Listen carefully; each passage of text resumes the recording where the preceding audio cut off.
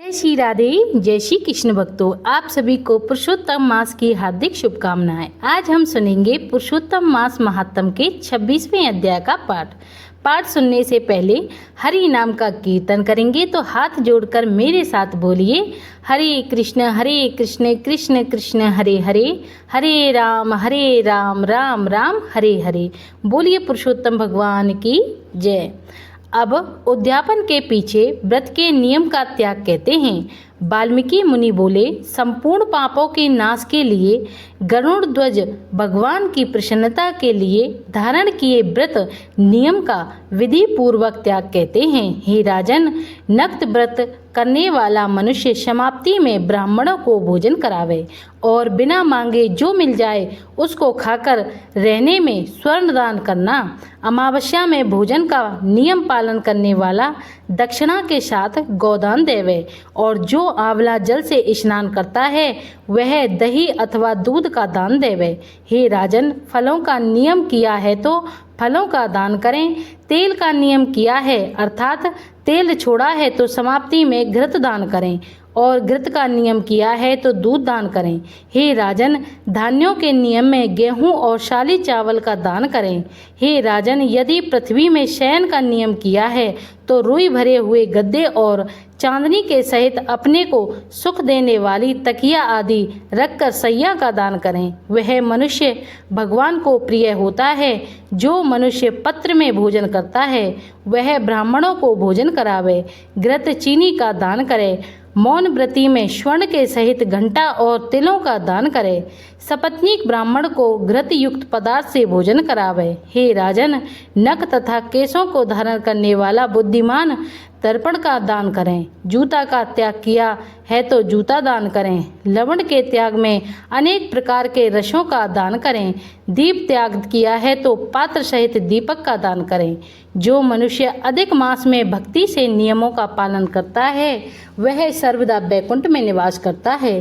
तांबे के पात्र में घृत और स्वर्ण की बत्ती रखकर दीपक का दान करें। व्रत की पूर्ति के लिए पल मात्र का ही दान देवें।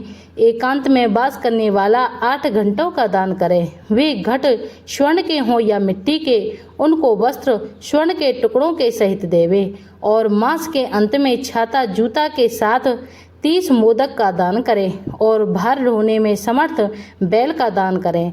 इन वस्तुओं के न मिलने पर अथवा यथोक्त करने पर असमर्थ होने पर, हे राजन, संपूर्ण व्रतों की सिद्धि को देने वाला ब्राह्मणों का वचन कहा गया है, अर्थात ब्राह्मण से सुफल के मिलने पर व्रत पूर्ण हो जाता है। जो मलमास में एक अन्न का सेवन करता है वह चतुर्भुज होकर परम गति को पाता है। इस लोक में एकमात्र से बढ़कर दूसरा कुछ भी पवित्र नहीं है। एक अन्न के सेवन से मुनि लोग सिद्ध होकर परम मोक्ष को प्राप्त हो गए। अधिक मास में जो मनुष्य रात्रि में भोजन करता है वह राजा होता है। वह मनुष्य संपूर्ण कामनाओं को प्राप्त करता है, इसमें जरा भी संदेह नहीं है। देवता लोग दिन के पूर्वाह में भोजन करते हैं और मुनि लोग मध्याह्न में भोजन करते हैं। अपराह्न में पितृगण भोजन करते हैं, इसलिए अपने लिए भोजन का समय चतुर्थ प्रहर कहा गया है। हे नराधिप, जो सब बेला को अतिक्रमण कर चतुर्थ प्रहर में भोजन करता है, हे जनाधिपति, उसके ब्रह्म हत्या इत्यादि पाप नाश हो जाते हैं। हे महिपाल, रात्रि में भोजन करने वाला समस्त पुण्यों से अधिक पुण्य का भागी होता है और वह मनुष्य प्रतिदिन अश्वमेघ यज्ञ करने का फल प्राप्त करता है। भगवान के प्रिय पुरुषोत्तम मास में उड़द का त्याग करें। वह उड़द छोड़ने वाला समस्त पापों से मुक्त होकर विष्णु लोक को जाता है।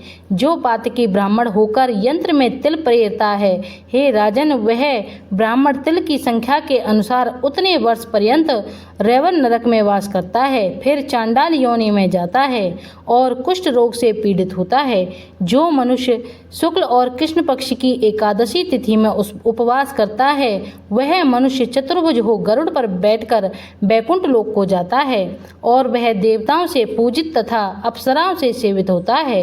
एकादशी व्रत करने वाला दशमी और द्वादशी के दिन एक बार भोजन करें। जो मनुष्य एवं देव विष्णु भगवान के नियमित व्रत करता है वह मनुष्य स्वर्ग को जाता है। हे राजन, सर्वदा भक्ति से कुशा का मुट्ठा धारण करे, कुश मुट्ठी का त्याग ना करे। जो मनुष्य कुशा से मल मूत्र कफ रुधिर को साफ करता है वह विष्ठा में कृमियोनि में जाकर वास करता है। कुशा अत्यंत पवित्र कहे गए हैं, बिना कुशा की क्रिया व्यर्थ कही गई है, क्योंकि कुशा के मूल भाग में ब्रह्मा और मध्य भाग में जनार्दन वास करते हैं।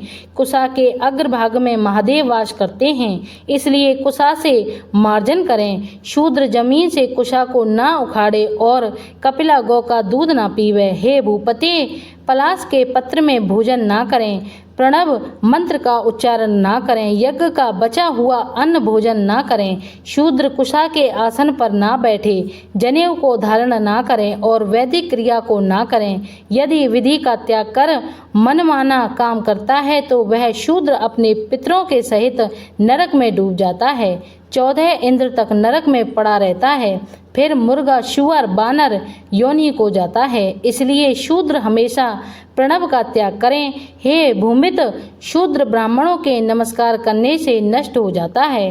हे महाराज, इतना करने से व्रत परिपूर्ण कहा है, अथवा ब्राह्मणों को दक्षिणा न देने से मनुष्य नरक के भागी होते हैं।